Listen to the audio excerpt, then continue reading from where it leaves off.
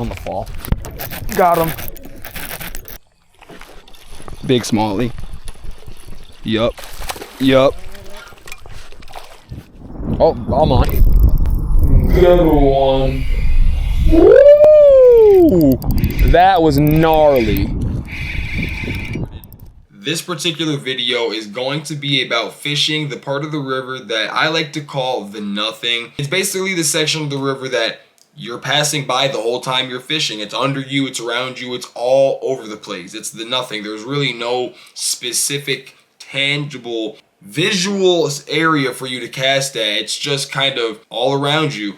How many times have you been drifting down the river in your kayak, your rod's dangling over the side, you got your crawl, your Ned rig, your whatever you're throwing, all of a sudden your rod gets bit and almost flies in the water and you're like, holy crap, boom, you just caught yourself a nice smallmouth. You might think it's random, you might think, oh, the fish saw it and flew 100 feet over and wanted to eat it, but I'm going to tell you guys about 95% of the time, that's not really the case. This is what really happened. Most of the time, this is what happened. The current's going this way, you're on top of the water going this way, your rod might be dangling down, and you pass over a little boulder pile you didn't know was under the water. You know, you might be in 4 foot of water, and there's some boulders down there that are, they're pretty big boulders. They're about 1 foot or 2 tall, but you just can't see them up here. There's fish sitting behind them, and as you go and drift past, your lure gets in their face, boom, they come up and they eat it. This is a scenario that we're going to talk about a lot in this video, and I'm going to explain the lures that I use to approach catching these kind of fish and how you can learn to read current and find the boulders that you can't see that are not sticking up above the water and learn how to predict where they're going to be and fish for these fish. So right here, we have the same situation, alright? You're going down the river, current's going this way, you got a fallen tree trunk on the bottom of the water. Not only can there be some fish behind it, but you should also be fishing the side of this thing too. You should be fishing the other side of it and basically paralleling it with whatever you can drag next to it, a jig, some kind of crawfish imitation, spinnerbait, crankbait, whatever. And then once you've passed by it, this is when I would flip around and then start throwing some on the back end of it. I'm going to roll a few clips for you guys of me catching fish in similar ways to this, or like the boulder illustration, current's going this way, you got a boulder pile you can't see under the water, and there's some fish that are stacked up on it. You're gonna not catch these fish a lot of the time if you don't fish this nothingness. If you're always casting at visual targets, if you're always casting at stuff that looks obvious, you're gonna miss out on these kind of fish right here. And these are the fish that are gonna be stacked up a lot of the time, and you're gonna be able to cast in there multiple times and catch multiple fish. Alright folks, so right here we have a clip of me casting out into what seems to be in the middle of nowhere basically. I'm going to reel back my lure and boom. Right here we're going to hook up on a nice smallmouth, reel him in, and obviously if you're just watching this video, you're pretty much just seeing me cast out in the middle of nowhere, set the hook, and there's really no information you can get from that. We're going to go right back to me. I'm going to show you guys that illustration I drew up again with the clip in the corner, and we're going to give it a little play-by-play. Alright folks, like I said, I'm going to roll the clip that I just showed you guys in the corner, and I'm going to show you guys my illustration that I've now added to, okay? And basically give you guys the rundown of what I think happened right there. After I cast it out there, my bait hit the bottom. I landed near some kind of structure, something that fish was holding on. It only had to drag once or twice. It might have bumped into the rock. The fish heard it, saw it, whatever. He came up over that rock. He came around that rock. Whatever he did, he crunched that bait, and I caught that fish. Now, can I tell you guys 100% that it was a boulder pile or it was a tree, or maybe that fish was just sitting in a little divot, in a little groove in the river that he found where he could get out the current a little bit, and he could just sit there and wait for some food to come by. Either way, he was out there in that nothing, in the middle of nowhere, in a part of the river that we all tend to overlook. I drew this up to kind of give you guys an idea of what I'm talking about. You're going to have all these distractions on the bank. Man-made rock piles, boulders that are visually sticking out of the water, which you should make note of these because these can be good spots to cast at even when they're flooded over on top of, right? But regardless, visual boulders you can see. There's going to be lay downs, you know, all of this stuff. You should be fishing it, all right? As you're going down the river, you should be fishing this. But think about all the stuff you see.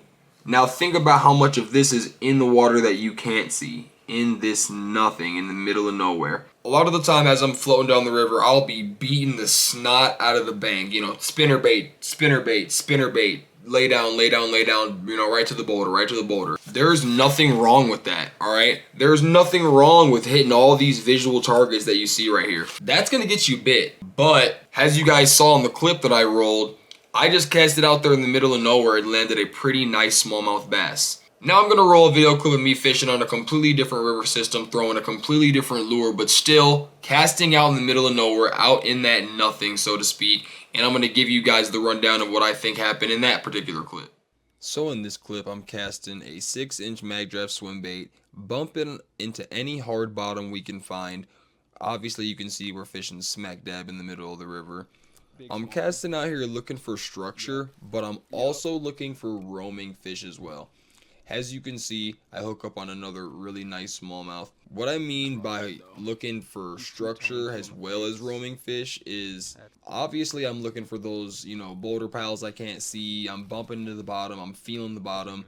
Sometimes you're also just going to pass by and see fish flying around and you're on a nice 3-4 foot flat. So getting out there in the middle of the river, throwing something big like a big swim bait, something they can see from a far distance away, is also effective. So we're looking for structure, but we're also looking for roaming fish when we're out here fishing the nothing. Alright, so I've added to the illustration I showed you guys with all the distractions on the bank. So obviously here are the distractions that I said you guys are going to have on the bank, right? The juicy stuff, you should still be casting at this stuff, no doubt. Here's all the nastiness you're not casting at and you're just blowing right over, and there's so much fish that's holding on this stuff.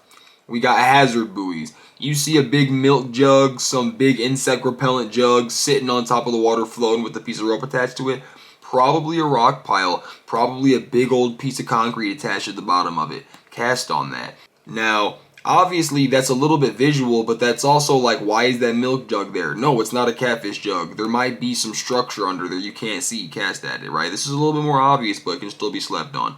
Here we got a fallen tree. We got a submerged rock pile. We got a submerged gravel bed. These are crazy spots to find big fish, especially when all three or at least two of these things mix. And what I mean by that is you get a little gravel bed, something like this, something where, let's say the river's flat, and then all of a sudden it dips down and makes a little contour for a second, and it goes from being 3 foot deep the whole time to 4 foot deep for like 20 feet, and then it goes back up to 3 foot.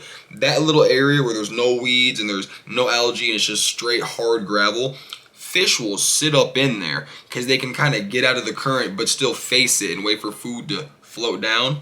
When you get in a situation where there's a gravel bed next to a fallen tree and those fish can just parallel it and sit right next to that contour, dude, there'll be so much fish stacked up right there and you're just gonna pass it by a lot of the time. So I'm gonna roll one more clip and I'm gonna draw one more illustration for you guys, and I'm gonna do my best to explain when it's time to fish this area, because at the end of the day I am not trying to stop you guys from beating the bank. I love beating the bank, and I think it's actually important to know that I still think there's so many fish, especially in the rivers, because in the river smallmouth can be sneaky, man. They can hide under the smallest little space. I mean, you can talk about a floating dock. It could be in 6 inches of water and there could be a smallmouth tucked up under that dock. They will use everything. So you're a little bit sneakier than other people when you know how to use different lures and you're a versatile fisherman. You can catch a lot of fish on the bank that someone just went right past. You can come right behind them and catch those fish. But I still think it's important that we talk about areas like this,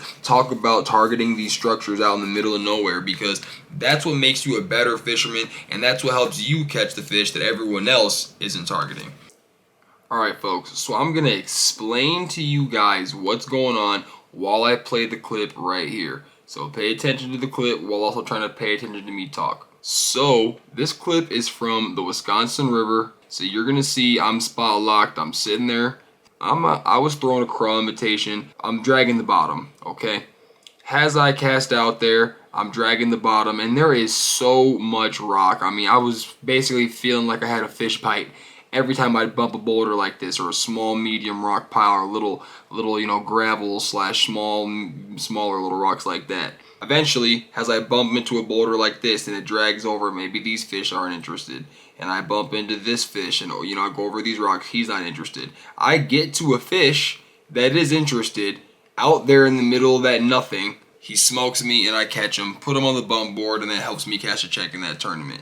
Now, I feel like this is one of the best representations of what I've been trying to talk to you guys about, because when you guys are casting out there, again, there's stuff you're working. There is structure, that you're casting at. It's just you can't see it, but you got to understand that's where the fish live. When you're staring at the bank, not paying attention to what's behind you, there is schools of fish out there busting on shad, busting on schools of minnows, eating, that are catchable fish that you never know about because you're too focused looking over here when you should be always keeping your head on a swivel out there on the river. Well, that's going to do it for me in this video, folks. I hope you guys enjoyed. I hope you guys soaked in a little bit of that information. Obviously, if you have any questions or just want to clarify anything, go down below. Do not hesitate to leave a comment. I will try my best to make sure I can give you guys, like I said, a little bit of clarification of what I mean if there was anything that I said that confused you. Plenty more river fishing tips on the way. Lots more informational videos that I plan on making. This is just the first one. I'm always open to some constructive criticism. Thanks for watching, guys. I'll see you in the next one.